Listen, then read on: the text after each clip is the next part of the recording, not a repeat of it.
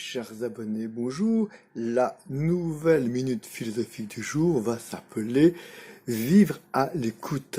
Il s'agit du titre d'un livre d'un docteur suisse, Paul Tournier, qui est issu d'une famille incroyante, mais lui-même n'était pas du tout croyant.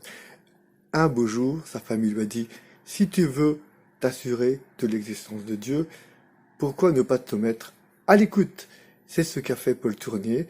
Il s'est mis par terre sur sa moquette en se levant 1 heure plus tôt tous les matins pendant 1 an et en disant « Seigneur Dieu, si tu existes, parle-moi, je suis à ton écoute. » Au bout d'1 an, n'ayant rien entendu, il s'est dit « Bon, je crois que je vais renoncer, je ne reçois que du silence. » Et à ce moment-là, il s'est dit « Je crois que Dieu est ce silence, que Dieu est dans ce silence. » Et cela a changé non seulement sa vie spirituelle, mais sa pratique de médecin. Il a créé la médecine de la personne qui prend en compte les 3 niveaux d'existence d'une personne, le corps, l'esprit et le mental. La médecine de la personne est devenue maintenant quelque chose de très reconnu, de très efficace. Par ailleurs, Jacques Salomé, dans son best-seller Vivre à l'écoute, dans son best-seller Heureux qui communique, avec ce titre Vivre à l'écoute, nous dit que si nous n'écoutons pas, nous ne communiquons pas.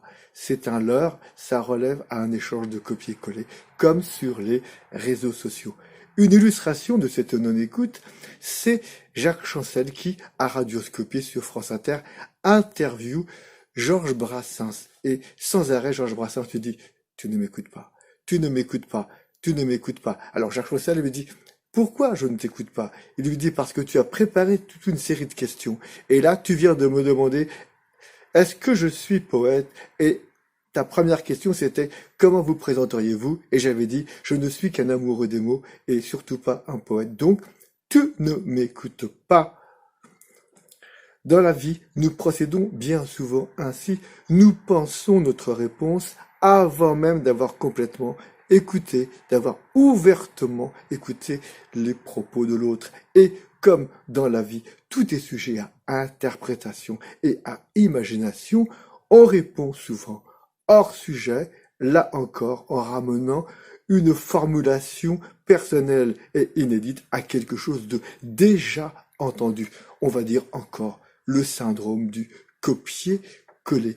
Vivre à l'écoute serait donc une résolution permanente, accueillir dans leur nouveauté, dans leur originalité, tous les mots qui nous sont confiés et sûrement les ruminer quelques secondes avant d'y répondre. Cela relève de l'humilité et de la reconnaissance que tout est nouveau pour nous dans la mesure où ces paroles proviennent d'une autre expérience, d'un autre registre que les nôtres. En résumé, d'une autre personne. Ne pourrait-on conclure en affirmant que vivre à l'écoute, c'est s'ouvrir de personne à personne. Serait-ce si compliqué? Chers abonnés, chères auditrices, chers auditeurs, je vous laisse méditer et surtout, vous mettre à l'écoute. À très bientôt. Comme d'habitude.